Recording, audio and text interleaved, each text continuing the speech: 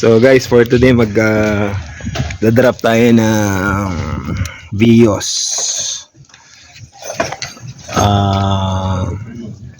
facelifted, pero kung tawagin nila Gen 4, pero facelifted Gen 3 to. So ang tires niya is Revo 205/50 16s. So front, driver side 4-finger gap, rear sikep. Ayan o, mapapansin nyo, hindi na siya 4, nasa 3.5. Stock spring yan. Ito yung the usual stance ng mga latest Vios. Mas mababa talaga yung fender gap sa likod. Fender gap lang yan, pero yung pag sinukat natin yung side skirt niya or dito sa running board, hindi naman yan tingala. Ayan o, sikip to dito. Okay, so normal yan. Isa sa mga factors ba't ganyan yan, kasi isa to may manipis na rubber pag dual PBTI.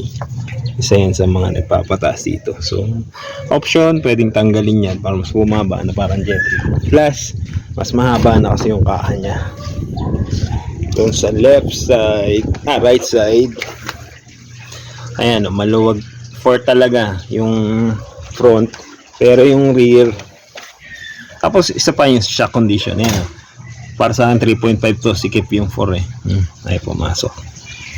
Okay, so expectation natin pag na-drop to, dahil yung stock pa lang niya medyo mababa na yung likod,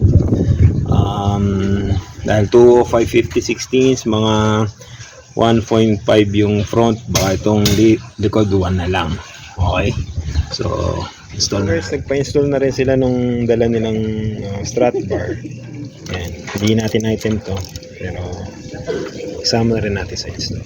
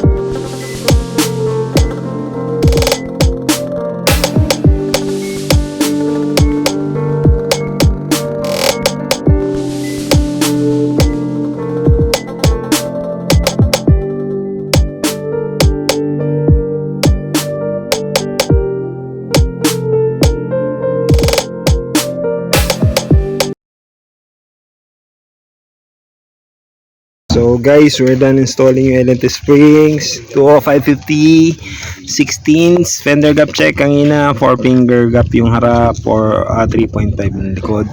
Ngayon, sikip na yung dos, as expected 1.5. Yan, yung uno maluwag yung dos sikip, so 1.5.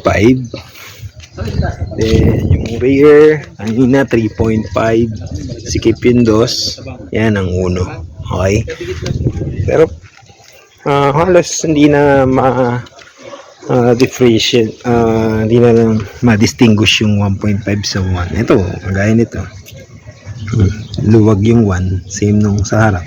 So 1.5, depende kasi yan sa parking level. Ito, sikip yung dos, luwag yung 1, so 1.5. Thank you Ayan, manipis lang mga gat yan. Buli pala sila po, nagbubuli doon. Meron din kayo? Payat ang 100,000 sa buwan. Ambrosia. Bibilin daw si Ambrosia. 1M, ano? 1M. Ambrosia.